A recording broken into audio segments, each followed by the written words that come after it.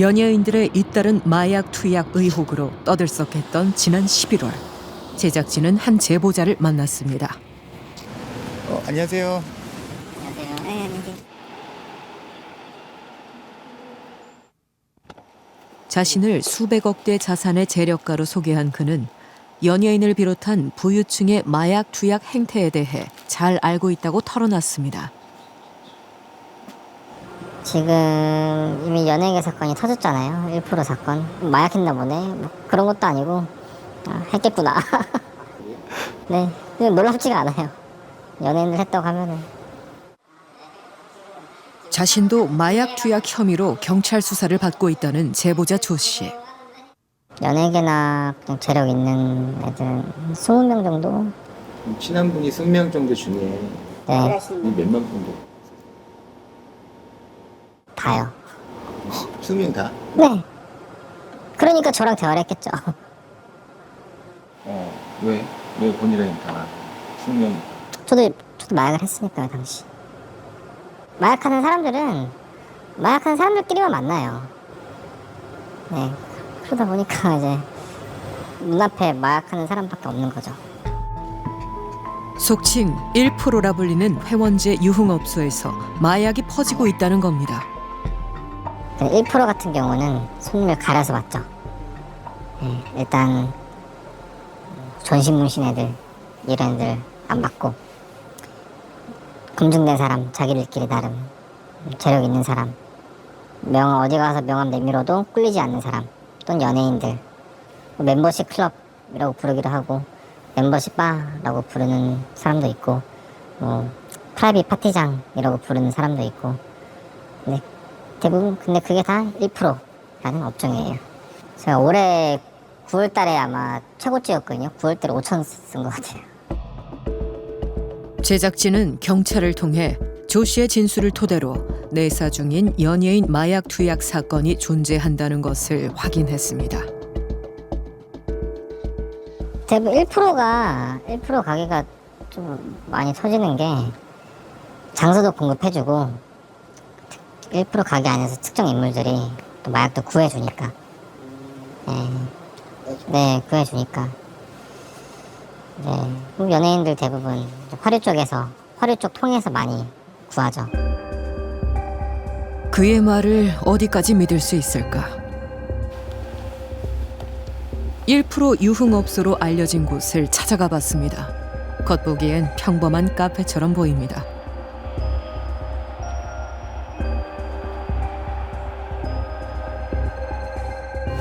여기 가게는 언제 열어요? 아니요, 꽤 됐어요. 몇 달 됐어요. 가격은 다르지. 원래 여기 어떤 가게였는데요? 그냥 카페 같은 거 그런 가격이고 연예인은 몇 명 간혹 한 번씩 지금 한동안은 손님이 있었어요. 또 다른 1% 유흥업소. 이곳은 한 유명 아이돌 가수의 단골 술집으로 알려진 곳입니다. 그거만 말씀드릴게요. 여기는 항상 물음표입니다. 저희는 했다 안 했다 하니까. 하나같이 문을 굳게 닫아 걸었습니다. 철저하게 예약제로 운영돼 일반인은 출입조차 어렵다는 1% 유흥업소의 실체. 강남에서 30년간 유흥업소를 운영했다는 한 남성에게 들을 수 있었습니다. 상위 1%라는 거는 10%보다 더, 0.5%보다 더 엉뚱한 애들이 1%를 만든 건데 팔로우 진짜 몇십만씩 있는 애들. 이런 애들이 그런 애들은 이제 또 섭외하는 또 애들이 있어. 응? 너네 시간당 진짜 터무니없이 그냥 시간당 100만 원씩 주는 애들. 오늘 10시간 있으면 1000만 원이야.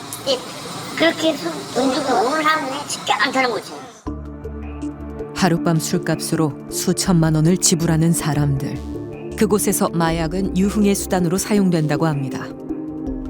손님 돈 좀 있다 이러면 꼬셔. 나랑 나가자. 나랑 섹스 하자. 저 아는 누나가 갖고 올 거다. 같이 하자. 너 얼마 주라. 그래서 저 직원들이 그 꼬시는 손님들 많이. 제작진은 수소문 끝에 1% 유흥업소에서 접대부로 일했다는 한 여성을 만날 수 있었습니다. 오랜 고민 끝에 카메라 앞에 서기로 한 여성.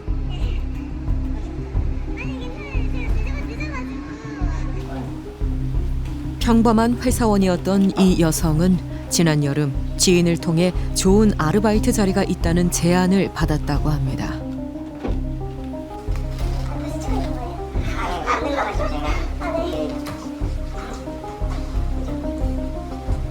저는 친한 언니가 클럽 MD를 알게 됐는데 그 MD가 이제 아가씨 꽂아주는 일도 하는 거죠. 그러면서 뭐 1%라는 곳이 있대요. 그래가지고 그 세상에 들어가게 됐는데 돈도 쏠쏠하고 그러다 보니까 이제 프리랜서식으로 그냥 계속 저는 쭉 출근한 게 아니라 퐁당 그냥 돈 필요할 때마다 그냥 그때 이렇게 출근한 거 말고는 없거든요. 하루에 얼마 정도 버실까요? 하루에 뭐 1% 같은 경우는 잠시만요. 하루에 그냥 3-4시간만 일해도 운 좋으면 100만 원 넘게 벌고 3-4시간 일하고 한 60만 원 벌어갈 때도 있고 되게 평균이 그냥 저 같은 경우로 평균은 80에서 100 이 정도였어요. 유명 연예인이 예약한 날이면 휴대전화 반입을 금지할 만큼 보안이 철저했습니다.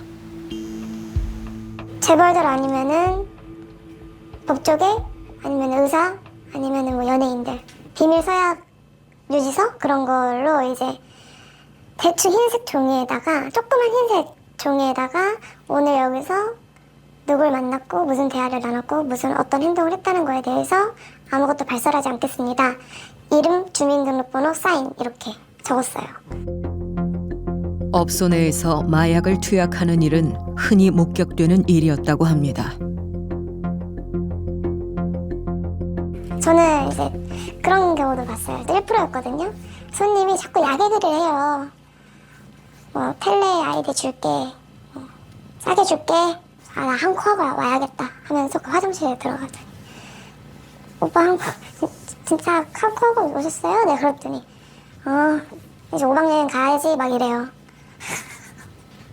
네, 그 진짜 그런 분들도 있어요. 그러니까 대부분은 1%들만의 사장들끼리 직원들끼리 약을 주고받았다라고 하더라고요. 그러면서 같이 손님한테 권유하고 그러면서 자기들도 이제 털릴 수도 있으니 가게를 잠시 닫은 것 같아요. 지난 2019년 세간을 놀라게 한 이른바 버닝썬 사건. 클럽 버닝썬의 운영자와 영업 담당 직원들이 마약을 판매하고 투약한 혐의가 드러나 충격을 안긴 바 있습니다. 검사 결과 양성 나왔는데 마약 혐의 인정하십니까? 한 말씀만 해주시죠. 2023년 현재 마약류 밀수, 유통량은 늘었고 마약의 가격은 일반인이 쉽게 접근 가능할 정도로 떨어졌습니다. 어느 클럽을 가도 약 안 한 사람은 없어요. 지금 대한민국에서 공개적으로는 제발 클럽에 와서 마약하지 마라. 마약은 니네 집에서나 해라. 너희들 마약한 애들 때문에 클럽에 대한 인식이 너무 나빠지고 있다. 그렇게 말은 하죠. 근데 마약한 애들이 안 오면은 장사가 안 돼요. 클럽이 밀집해 있는 유흥가. 자정이 넘은 시간 젊은이들이 줄지어 클럽 입장을 기다리고 있습니다. 클럽 측에서 걸어둔 현수막. 마약류 적발 시 무조건 경찰에 인계하고 있다는 문구가 눈에 띕니다. 최근 클럽에서 집단 마약 투약이 연이어 적발되면서 수사기관에서도 클럽을 마약 공급의 주요 통로로 주목하고 있습니다. 클럽은 정말 마약의 온상이 된 걸까? 실제 마약에 중독돼 있는 이들의 이야기를 들어봐야겠습니다. 24, 유진 씨와 정훈 씨는 클럽에서 마약을 처음 접했다고 합니다. 클럽에서 했었고 처음에는 그냥 하우스 파티가 눈 잡아가지고 같이 저 나이 때는 그냥 솔직히 웬만큼 정말 학교 정말 잘 다니고 막 대학 다니는 사람들도 한 번씩은 다 해봤어요. 그냥 더 오락용 마약들은 그냥 거의 하는 것 같아요. 그냥 오락용, 클럽 마약으로 불리는 엑스터시는 중독성이 크지 않은 것처럼 취급되고 있습니다. 마지막으로 한 적 언제? 저 어제. 네? 어제요. 여기 반대팔도 가볍게 생각했던 엑스터시 복용은 더 강한 마약을 원하게 했고 불과 1년 만에 필로폰 투약까지 이어졌습니다. 맨날 했어요. 맨날. 그냥 출근하기 전에도 했었고 출근하기 전에 막 방문 이제 엄마가 들어올지 모르니까 방문에 딱 그래 서가지고 그냥 이렇게 켜가지고 그냥 출근하고 가서 일하다가 좀 약발 떨어진 것 같다. 화장실 가서 그냥 바로 했어요. 그냥. 야를 그냥 하려고 그냥 출근했던 거죠. 중독됐다고 깨달았을 땐 이미 돌이킬 수 없었습니다. 그냥 마약인 건 알았는데 그런 막 각성 효과가 있고 환각 효과가 있고 그런 건 아예 몰랐어요. 그냥 생긴 것 좀 귀엽게 생겼고 해가지고 그냥 생각 없이 먹었는데 이렇게 돈만 완전 혼자서 중독될지는 몰랐어요. 텔레그램에서 마약을 판매하는 이들은 엑스터시가 기분을 좋게 해주는 입문용 마약인 것처럼 소개하고 있습니다. 사실은 다릅니다. 과거와 달리 최근 유통되는 엑스터시엔 필로폰 성분에 카페인, 각종 합성 화학물이 뒤섞여 있어 중독성도 강하고 부작용도 예측하기 힘듭니다. 제작진은 클럽용 마약을 판매하는 이들을 추적하기 시작했습니다. 경찰의 수사망을 피해 잠적 중이던 한 마약상을 어렵게 만났습니다.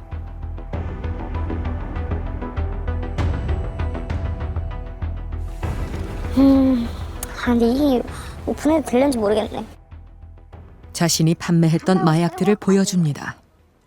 LSD. 이게 뭐죠? 이게 캔디, 엑스터시. 이제 엑스터시랑 이제 혼합해서 쓰면은 이제 좀 더 이제 느낌이 더 좋죠. 놀고 싶은 날 이런 날 많이 사니까 거의 한 목요일부터 일요일까지는 엄청 많이 나갔던 것 같아요. 주문을 다 못 받을 상황까지 갔었어가지고 뭐 수량이 모자랐던 건 아닌데, 그러니까 이제 직원들도 쉬고 이래야 되는데 주문이 너무 밀린 적도 있어가지고. 제일 많이 나갈 때는 하루에 몇 명 고객 몇 명이? 제일 많이 주문 들어온 거는 한 150건? 얼마를 벌었어요? 얼마나요? 그러니까 보통 하루에 한 3,000에서 5,000 정도 벌었으니까. 그리고 제가 이제 혼자 일했던 게 아니에요. 이제 다 나눠주고 다 이제 소분했을 때, 배분했을 때 한 20억 정도? 20억 상당의 마약을 어디에서 어떻게 들여왔을까? 대담하게도 인천공항을 통해 들여왔다고 합니다. 엑스터시, 그러니까 MDMA, 캔디라고 하죠. 그런 걸 반입할 때는 옷에 많이 가져왔던 것 같아요. 옷. 그래서 거의 한 달에 한 1,000알, 2,000알 정도 가져왔던 것 같아요. 팬데믹으로 하늘길이 막힌 사이 국제 우편을 이용해 마약을 들여오던 마약상들이 최근엔 다시 인천국제공항 입국객으로 가장해 마약을 들여오고 있습니다.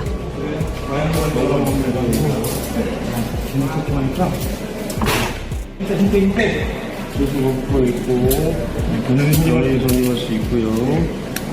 본인한테 불리한 진술은 거부할 수 있고.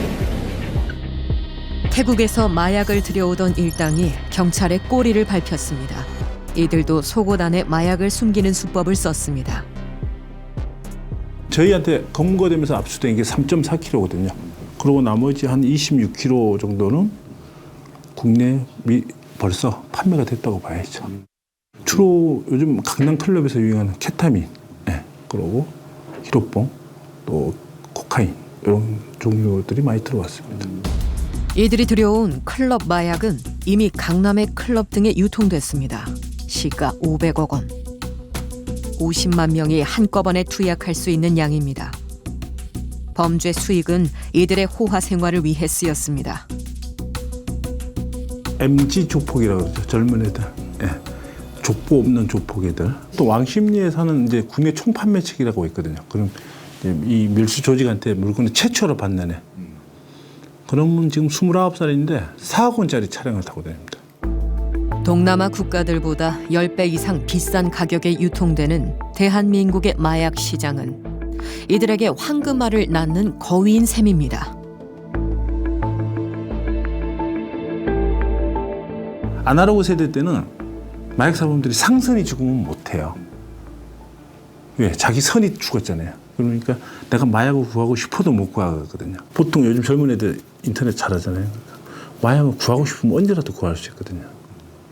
한번 이제 호기심에 투약하게 되면은 끝까지 하게 되거든요. 벗어나고 싶어도 벗어날 수가 없거든요.